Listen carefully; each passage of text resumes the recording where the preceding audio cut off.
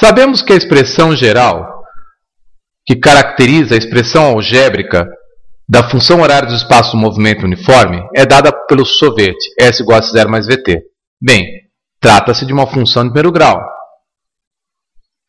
O coeficiente angular desta função, também chamado de declividade da reta, é a velocidade escalar.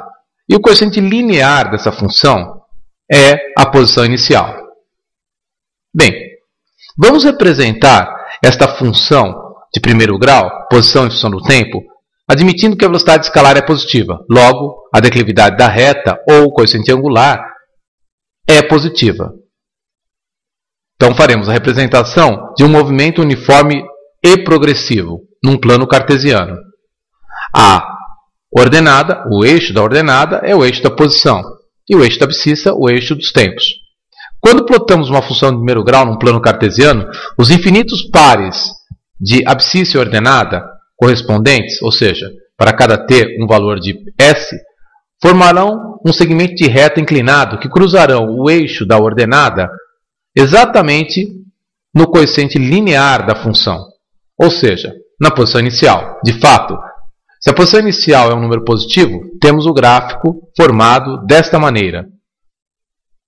A declividade desse segmento de reta em relação à horizontal nada mais é do que a velocidade escalar. Observe. Observe que a declividade está entre 0 e 90 graus. Declividade positiva, logo velocidade escalar positiva. Agora temos a representação de um movimento uniforme em que a posição inicial, o coeficiente linear da reta, é exatamente a origem do espaço. Observe que a declividade desse segmento de reta amarelo é diferente da declividade do segmento de reta vermelho, delatando que a velocidade escalar representada pelo gráfico amarelo é diferente da velocidade escalar representada pelo gráfico vermelho. Observe que a declividade do gráfico vermelho em relação à horizontal é maior do que o amarelo.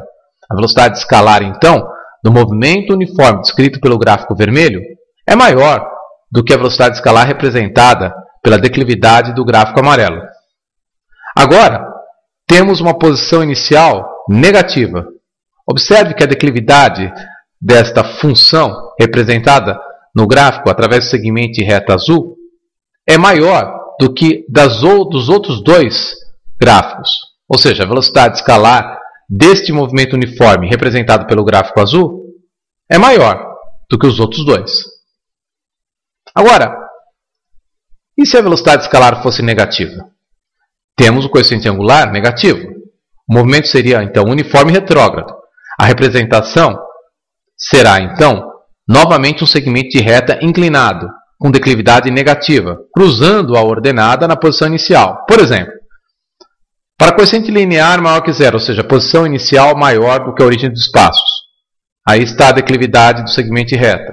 Observe que o ângulo formado com a horizontal é maior do que 90 graus, declividade negativa. Para uma posição inicial igual à origem dos espaços. E, finalmente, para uma posição inicial negativa. Observe que as declividades dessas funções são diferentes e, portanto, as velocidades escalares são diferentes. São velocidades escalares, no caso, negativas.